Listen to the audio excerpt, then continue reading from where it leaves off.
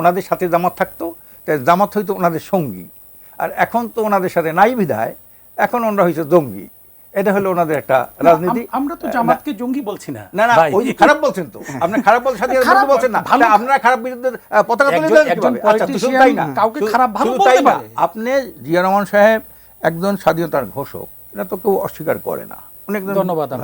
না, এটা তো আমরা সত্যকে সত্য, এটা তো ওই আমলেও বলছি আমরা। হ্যাঁ, আমি তো যাই হোক, সেখানে একজন স্বাধীনতার ঘোষক যারা স্বাধীনতার বিরুদ্ধে করছে তাদেরকে উনি রাষ্ট্রপতি বানালেন কীভাবে?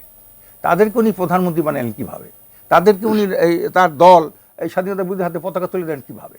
কাজে এই জিনিসটা তো আমরা মানিয়ে নেবো না। উনি যত কিছুই হোক, উনি মুক্তিযুদ্ধ অস্বীকার করি না, কিন্তু উনি এই কামটা করলেন কেন?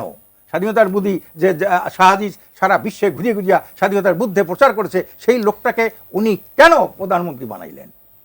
এইটা কিন্তু একটা প্রশ্ন রয়ে যায়। তারপরে উনি যে ওনার ক্ষমতা আসতে হবে, উনি সেনাপ্রধান হিসাবে উনি একটা ভালো লোক, ওই যে সায়েম আর যারা ছিল তাদেরকে দিয়া উনি তো আরও দেশটা ভালো করতে পারতেন। কিন্তু এই যে ঘটনাটা, ওনারা এই কথাটা কিন্তু উদয়পন্ডী বুদুরগাড়ে সবসময় কিন্তু এই কথাটা বলে যে আপনারা জামাতের সাথে এত দ্বন্দ্ব ছিল, এখন আমরা আমরা তো জামাতের সাথে কোনো জোট করি না। আমরা জোট করছিলেন না, সরকার করছিলেন, আমরা তো জামাতের সাথে কোনো জোট করি না, আমরা জামাতের সাথে একটা নির্বাচনী সমঝোতা করেছি।